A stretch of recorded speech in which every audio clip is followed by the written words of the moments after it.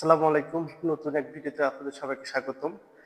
সেগুলো ২০২৫ সালের বইমেলা। এই বইমেলা থেকে আমি কি বই কিনেছি সেটা আপনাদেরকে দেখাবো। আমি সর্বপ্রথম দেখা যাচ্ছি কোরআন থেকে নেওয়া জীবনের পাঠ। এটা হচ্ছে আরিফ আজাদের বই। বর্তমান সমসাময়িক যে লেখকগুলো আছে তার মধ্যে ইসলামিক ঘরানার যে বইগুলো লেখে তার মধ্যে সে হচ্ছে আরিফ আজাদ অন্যতম।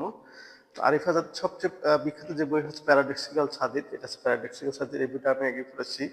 তার আগে পড়েছি হায়াতুদ্দুর কোরআনে। এই দুটো আগে পড়া হয়েছে এবং তারই ধারাবাহিকতা এটা আমার কোরআন থেকে নেওয়া জীবনের পাঠ। এটা ৩ নম্বর বই আরিফ আজাদের। তারপর আগে আরেকটা বই আছে গল্পের ক্যানভাসে জীবন। এটা হচ্ছে টিম জাগরণের একটা বই। মোহাম্মদ সাল্লাহ সাল্লামের যে জীবনী গ্রন্থ, যে সিরাত গ্রন্থ, সেটা একটি, তার নাম হচ্ছে প্রশংসিত। এটা লিখেছে সৈয়দ মোহাম্মদ সৈয়দুল হক। এগুলো বই এবার কিনেছি এবং এরপর এই বেলা থেকে আমি 2টা বই গিফট পেয়েছি। সেটা হচ্ছে ইন্টালেকচুয়াল ইন্তেফাহ। এই বইটা আমি গিফট পেয়েছি।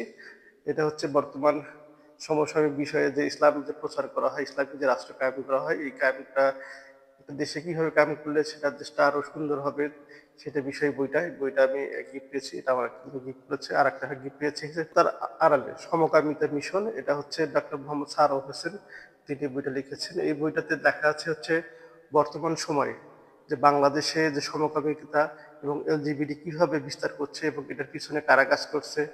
ডিরেক্টলি নাম বলা আছে, সেটা হচ্ছে বাংলাদেশের যে বিভিন্ন এনজিও তার মধ্যে অন্যতম হচ্ছে ব্র্যাক। ব্র্যাক এই সমকামিতা কিভাবে বাংলাদেশ সরাচ্ছে সেটার বিষয়ে বিস্তারিত ডকুমেন্ট হয়ে এটা তুলে ধরা হয়েছে।